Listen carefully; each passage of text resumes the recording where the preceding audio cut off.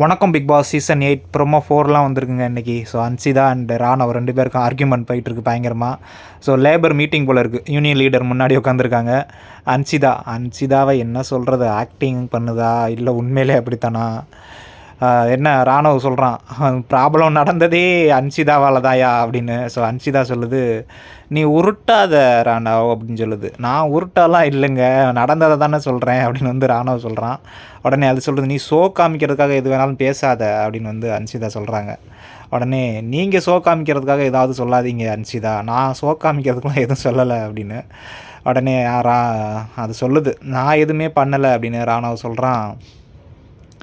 இல்லை நீங்கள் தான் பண்ணீங்க, யூனியன் லீடரே தப்பு பண்ணால் யாரும் கேட்க மாட்டிங்களா அப்படின்னு வந்து எல்லாத்தையும் சொல்கிறான். உடனே நான் பண்ணலை அப்படின்னு ஒரு மாதிரி கலாய்க்கிறது மாதிரி முத்துக்குமரன்ட்ட பேசிச்சுல, அந்த மாதிரியே பேசுது.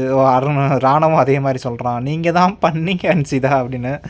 ஸோ பயங்கரமாக இருக்குது. ஸோ அன்சிதா எனக்கு பிடிக்கவே இல்லைங்க. அது என்ன நல்ல பொண்ணு மாதிரி காமிச்சிக்கிறது சில டைம். ஆமாம், போன வாரம்பெல்லாம் அழுதுட்டு கேமை ஸ்பாயில் பண்ணிக்கிட்டே இருந்துச்சு.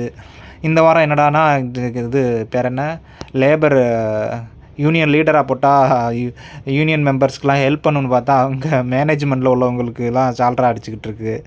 ஒன்றும் புரியலை இந்த பொண்ணு என்ன பண்ணிக்கிட்டு இருக்கு. இதுக்கு முன்னாடி தர்சிகா வந்து போய் கேட்டிருக்கோம். சில பேர் பாயில் படுக்கிறதுனால உடம்புலாம் குத்துது, முதுகு குத்துதுன்னு சொல்கிறாங்க. அப்போது பெட்ஷீட் கேட்குறாங்க, உங்களுக்கு ஏதாவது தேவையா அப்படின்னு. அங்கே ஒரு சீன் க்ரியேட் பண்ணுது. பிக் பாஸ் பாய் தானே கொடுத்தாரு, நான் எங்களுக்கு அதெல்லாம் தேவையில்லை அப்படின்னு. ஏம்மா நீ இல்லையா யூனியன் வந்து ஒரு லீட்ரு, அவங்களே வந்து கேட்கும்போது நீ அவங்களுக்கு எக்ஸ்ட்ரா வாங்கி கொடுக்குறது தான் பெஸ்ட்டு.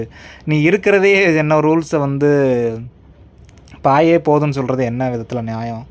அவங்க மேனேஜ்மெண்ட் டீமில் இருக்காங்க, அவங்க ஏதாவது முடிவு எடுத்தால் முடிஞ்சு போச்சு. அதை நீ வந்து யூஸ் பண்ணிக்கிட்டு எது வேணாலும் வாங்கி உங்கள் லேபர்ஸ் கொடுப்பியா, வேணான்னு சொல்கிற, லூசுத்தனமாக இருக்குது. அதை போய் சத்யாட்ட கேட்குறாங்க சத்யா சொல்கிறாரு, ஆமாம் நீங்கள் மேனேஜ்மெண்ட் தானே, நீங்கள் எடுக்கிற முடிவு தானே, நீங்கள் எது வேணாலும் பண்ணலாமே அப்படின்னு வந்து சத்யா கரெக்டாக சொல்கிறான்.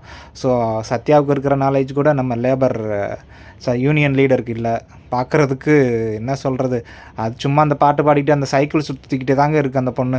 அதுதான் பெரிய டாஸ்க்குன்னு நினச்சிக்கிட்டு இருக்கு போல். அந்த பொம்மை டாஸ்கில் மஞ்சரி விட்டு பொம்மையை வாங்கி வச்சுக்கிட்டு நைட்டு ஃபுல்லாக உட்காந்துருந்துச்சுல, அந்த மாதிரி இது என்ன நினச்சிருச்சு, பெட்டல் சுற்றிக்கிட்டே இருக்கிறது தான் டாஸ்க்கு, பெட்டல் சுற்றிக்கிட்டே இருந்தால் வெளியே தெரியும் போல் இருக்குது அப்படின்னு வந்து அன்சிதா நினச்சிருச்சு. அதுக்கு ஒரு போஸ்டிங் கொடுத்துருக்காங்களே யூனியன் லீடர் அப்படின்னு, அதை யூஸ் பண்ணி இந்த யூனியனில் உள்ள மெம்பர்ஸ்க்கு எல்லா சலுகைகளும் எப்படி வாங்கி கொடுக்கலாம், எப்படி இன்ட்ரெஸ்டிங்காக அந்த கேமை கொண்டு போகலாம் அப்படிங்கிற ஒரு இதெல்லாம் இல்லை. முத்துக்குமரன் இதில் லேபரில் பின்னாடி உட்காந்துக்கிட்டு இருக்கான். என்ன முத்துக்குமரன் தான் எதுவும் ட்விஸ்ட் பண்ணி எதுவும் ஏற்றி விட்டானா ராணவை, இல்லை என்னென்னு தெரில. அந்த சைடு அருணும் மஞ்சரியும் அப்படியே பார்க்குறாங்க பயங்கரமாக அங்கேருந்து இந்த சண்டையை. பார்க்கலாம் லைவில் எப்படி வருது அப்படின்னு.